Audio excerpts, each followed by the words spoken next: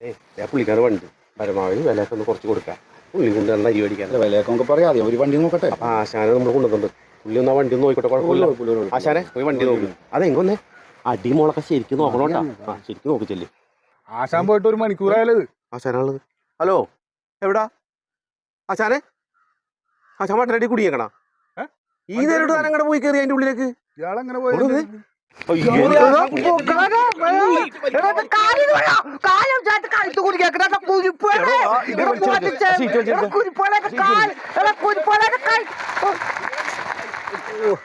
കുരിപ്പിനെ കൊണ്ട് പോയ വണ്ടി എടുത്ത് പോകാൻ പറ്റില്ലല്ലോ ഇപ്പൊ.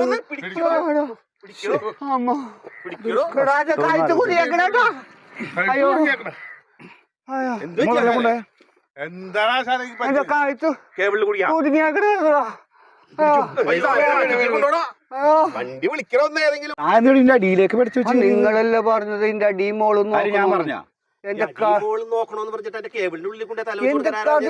നീ വണ്ടി ഒന്നും എടുക്കണ്ടേ? ഇതിന്റെ ഉള്ളിൽ നിറച്ച് വയറും കമ്പിയും കോലൊക്കെ കേബിളുകൾ ഉണ്ടാവൂലേ? കൊല്ലാനിട്ടേക്കണ വല്ല ആശുപത്രിയിലൊന്നും പോകണ്ട.